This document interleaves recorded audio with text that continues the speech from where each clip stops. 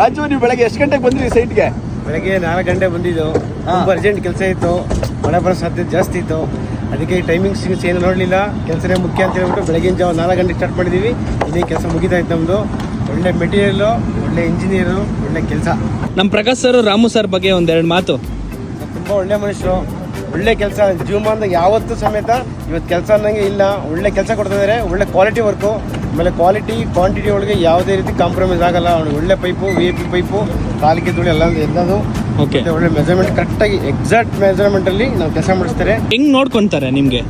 Sir ಮನೆ ಮಗನ್ ಥರ ನೋಡ್ಕೊಂತಾರೆ ಸರ್, ಅದ್ರ ಬಗ್ಗೆ ಡೌಟೇ ಬೇಡ. ಕಾಫಿ ತಿಂಡಿ ಆಗ್ಬೋದು, ಏನೇ ಪ್ರತಿಯೊಂದನ್ನು ಸಮೇತ ನಾವು ಅವ್ರು ಕೇಳಕ್ಕಿಂತ ಮುಂಚೆ ನಮ್ಗೆ ಕೊಡಿಸ್ತಾರೆ.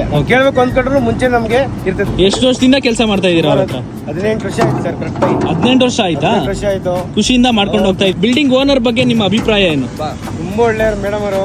ಯಾವುದೇ ರೀತಿ ಸ್ವಲ್ಪ ಬೇಜಾರು ಮಾಡ್ಕೊಳ್ಳೋದಾಗಲಿ, ಕೋಪ ಮಾಡ್ಕೊಳ್ಳೋದಾಗಲಿ ಏನು ಮಾಡ್ಕೊಳ್ಳಲ್ಲ. ಏನಾದ್ರು ಡೌಟ್ ಇದ್ದ ಕೇಳ್ತಾರೆ, ನನಗೆ ಈ ಥರ ಬೇಕು ಅಂತ. ಆ್ಯಕ್ಚುಲಿ ಏನು ಅಂತಂದರೆ ಇವ್ರು ಎಲೆಕ್ಟ್ರಿಕಲ್ ಇಂಜಿನಿಯರು. ಅವ್ರು ಇಂಜಿನಿಯರ್ ಥರ ಕಾಣಿಸೋದೇ ಇಲ್ಲ. ಯಾಕೆ ಅಂತಂದರೆ ಅವ್ರ ಹುಡುಗರ ಜೊತೆ ಸೇರ್ಕೊಂಡು ಅವರು ಕೆಲಸ ಮಾಡ್ತಾರೆ.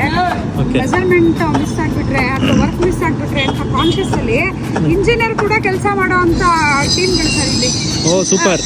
ಎಲೆಕ್ಟ್ರಿಕಲ್ ಇಂಜಿನಿಯರ್ ಇರ್ತಾರೆ, ಆರ್ಕಿಟೆಕ್ಟ್ ಇರ್ತಾರೆ, ಎವ್ರಿ ಟೀಮ್, ಟೋಟಲ್ ಟೀಮ್ ಅವ್ರ ಜೊತೆಲಿ ಇರುತ್ತೆ sir. Okay ma'am, thank you.